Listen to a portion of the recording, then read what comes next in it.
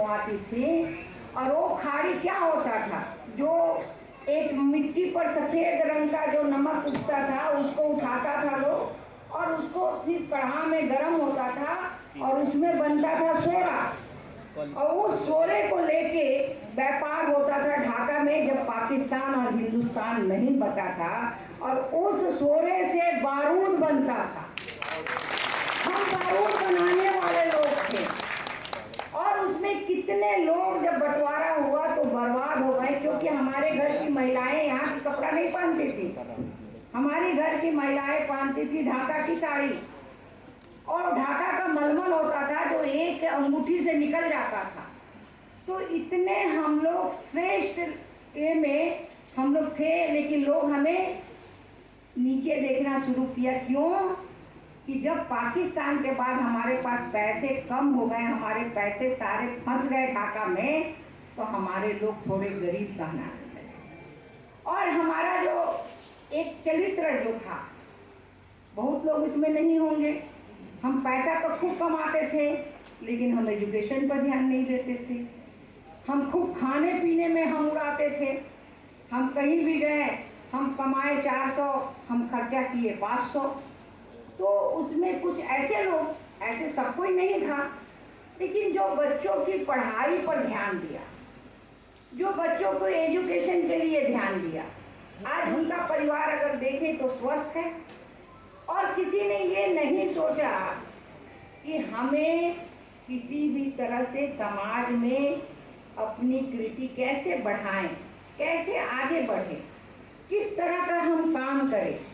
आज हमारा 30वां वर्षगांठ बन रहा है और मैं बधाई भी दे के बोलती हूँ कि भाई आपका जो है महाराष्ट्र में आपने ज़मीन लिया है, और सबसे बड़ी चीज़ है, बधाई के पात्र है कि आपने बनारस में जो बच्चों को पढ़ने के लिए आपने जो धर्मशाला या ऑफिस जो बना रहे हैं, उसमें हम सब लोग का सहयोग होना चाहिए।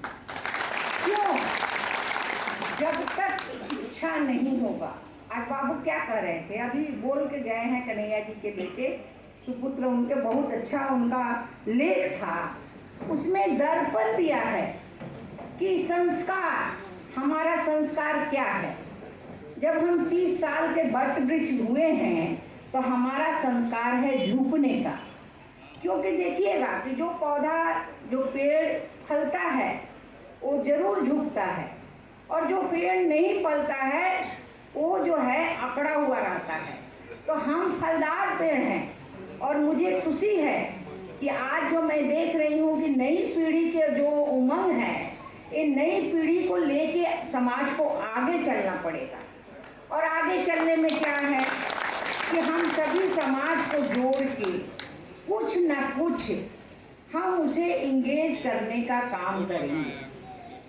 कुछ न कुछ पढ़ाई लिखाई, जैसे हम वहाँ पे जो आप ज़मीन लिए हैं 2 ही कमरा बना रहे हैं, अगर अपने प्रदेश से कोई कैंसर का बीमारी जा रहा है, वो बेचारा गरीब है, तो हम किससे मदद कर सकते हैं? उसी से मदद कर सकते हैं कि भैया तुम रहो। जो पढ़ने वाला बच्चा है हम उससे मदद कर सकते हैं, लेकिन नहीं। मैं कभी भी, जब 92 में कि 91 में एक बहुत बड़ी मीटिंग हुई थी जिसमें हमारे स्वर्गीय जंगी सिंह चौहान जी थे, हमारे धनबाद से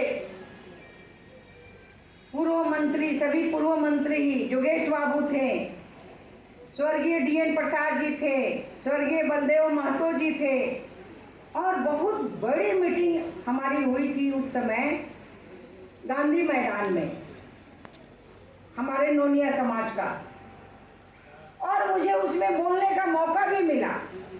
हमने ये नहीं कहा कि कभी भी कोई एक दल से मतलब रखे, हम सर्वस्व हैं, लेकिन हमारी जो संगठन हो वो नॉन पॉलिटिकल संगठन होना चाहिए, और नॉन पॉलिटिकल हमें काम करने की आवश्यकता है।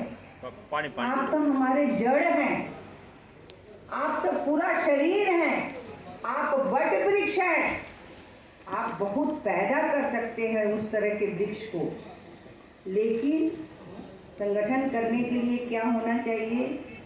एक तो पैर में चक्कर होना चाहिए। जरूर एक दिन जाके जब सबसे मिलेंगे, उनके दुख सुख में हम भागी होंगे, तो उसको लगेगा कि हमारा समाज कुछ कह रहा है, हम उनकी ओर जाएंगे। हमारे मुंह में शक्कर होनी चाहिए, मीठी वचन होनी चाहिए।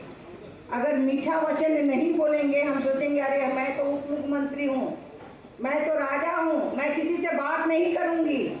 ये भी नहीं होना चाहिए। तो पैर में चक्कर, मुंह में शक्कर और माथे पर क्या है, तो हमेशा जो है बर्फ रखना होगा कि हम कुछ गलत नहीं कर सके। और चौथा, दिल में आग कि आज पूरे इंडिया में हम कितने लोग राजनीति में हैं, कितने हम वहाँ पर फलदार पेड़ बन के खड़े हैं।